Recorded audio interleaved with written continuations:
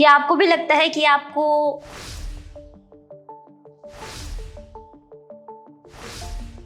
देखिए, हमने भी आपको सिर्फ लिख कर बताया है क्योंकि इस बारे में बात करना तो बुरा माना जाता है ना, लेकिन हम तो करेंगे। तो चलिए आज बात करते हैं उस बीमारी के ऊपर जिसे आप धात रोग कहते हैं।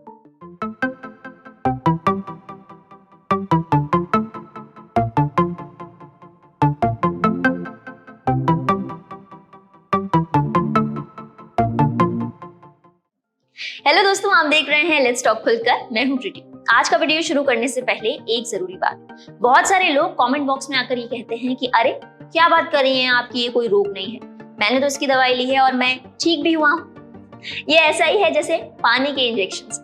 आपकी भ्रांतियों का फायदा उठाकर कई सारे लोग आपको दवाइयां देते हैं, आप खाते हैं और आपको लगता है कि आप ठीक हो गए, जबकि असल में बीमारी आपके शरीर में नहीं है, आपकी सोच में है। और आज ऐसी ही एक भ्रांति के बारे में हम बात करने जा रहे हैं जिसका नाम है धात रोग, जिसे धातु रोग या फिर धात सिंड्रोम भी कहा जाता है। तो सबसे पहले बात कर लेते हैं कि धात रोग में आखिर होता क्या है। तो इसमें शख्स को ये लगता है कि उनके यूरिन से सीमन यानी वीर्य निकल रहा है और इसी वजह से उनको कमजोरी आने लगती है, थकान होने लगती है, तनाव रहने लगता है और कई बार इसका असर उनकी सेक्सुअल परफॉर्मेंस पर भी पड़ने लगता है। आपने सुना, लगता है, होता नहीं है। कंफ्यूज? धात रोग, धात सिंड्रोम एक ऐसा डिसऑर्डर है जिसमें एक शख्स को लगता है कि उनके यूरिन से कोई चिपचिपा पदार्थ निकल रहा है और वो इसको सीमन समझ बैठते हैं, जबकि असल में सीमन और यूरिन कभी भी एक साथ नहीं आ सकते। आई एम श्योर बहुत सारे लोग मेरी बात पर तो बिलीव करेंगे नहीं, तो चलिए डॉक्टर से पूछ लेते हैं। धात की समस्या कोई गंभीर रोग नहीं है, ये आपकी मनोवृत्ति है जो कि वीर्य के अराउंड डेवलप हो जाती है। यकीन मानिए यूरिन और वीर्य कभी भी एक साथ नहीं आ सकते। शुक्राणु टेस्टिकल्स की ट्यूब जैसी एक प्रणाली के भीतर विकसित होते हैं जिन्हें सेमिनिफेरस ट्यूबल कहा जाता है। जन्म के समय नलिकाओं में साधारण गोल कोशिकाएं होती है और प्यूबर्टी के दौरान टेस्टोस्टेरोन और अन्य हार्मोन की वजह से ये कोशिकाएं शुक्राणु कोशिकाओं में बदल जाती है। ये कोशिकाएं तब तक विभाजित होती रहती हैं जब तक उनके पास एक सिर और छोटी पूंछ ना हो, जिसे टेडपोल कहा जाता है। इसके बाद शुक्राणु एपिडिडीमस में चले जाते हैं जहां वो अपना विकास पूरा करते हैं। इसके बाद शुक्राणु सेमिनल वेसिकल्स और प्रोस्टेट ग्लैंड के द्वारा छोड़े गए एक सफेद तरल पदार्थ में मिल जाते हैं जिससे वीर्य बनता है। सेक्स के दौरान इजैकुलेट करने पर ये वीर्य आपकी यूरेथ्रा से बाहर आ जाता है। वहीं यूरिन किडनी में बनता है और यूरेटर्स के माध्यम से ब्लैडर में आता है, वहां से यूरेथ्रा के माध्यम से बाहर निकलता है। तो दोनों के बाहर निकलने की जगह सेम है जो कि यूरेथ्रा है।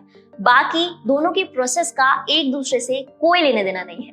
कई बार सेमिनल वेसिकल्स, प्रोस्टेट ग्लैंड और काउपस ग्लैंड के सेक्रेशंस आपके पीनस में रह जाते हैं और जब आप यूरिन पास करते हैं तो वो साथ ही निकलने लगते हैं और आपको लगता है कि वो वीर्य है। और कई बार आपके यूरिन में से म्यूकस आने लगता है जो कि किसी इन्फेक्शन की ओर इशारा हो सकता है।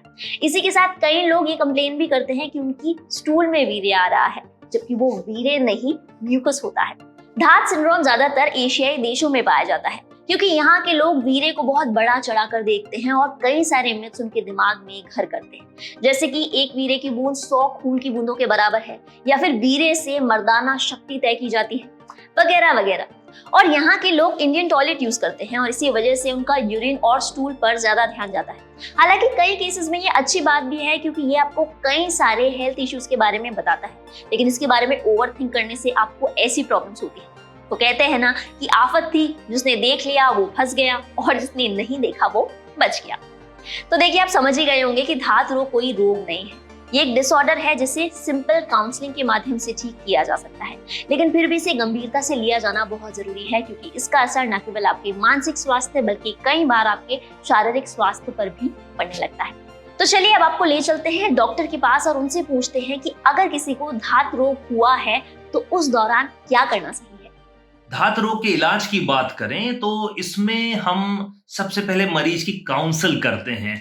उसका वीर्य के टुवर्ड्स जो भी परसेप्शन बना होता है, वीर्य को लेकर के उसके मन में जो भ्रम रहते हैं, उसके लॉस को लेकर के जो भी उनके मन में चल रहा होता है, उसे पहले हम समझने की कोशिश करते हैं। उसके अनुसार उनके लिए हम काउंसलिंग डिजाइन करते हैं कि उनके अंदर कौन-कौन सी कॉग्निटिव एरर्स है, फिर हम उन्हें एनाटॉमिकल स्ट्रक्चर्स के बारे में, वीर्य के बारे में, उसके फॉर्मेशन के बारे में, उसके जाने से वाक़ई में क्या शरीर में लॉस हो रहा है, नहीं हो रहा है, ये सब हम उन्हें एक्सप्लेन करते हैं। और साथ में अगर डिप्रेशन, एंजाइटी या अनिद्रा जैसी कोई समस्याएँ हो रही होती हैं, तो उनके लिए हम मेडिकेशन भी प्रिस्क्राइब करते हैं।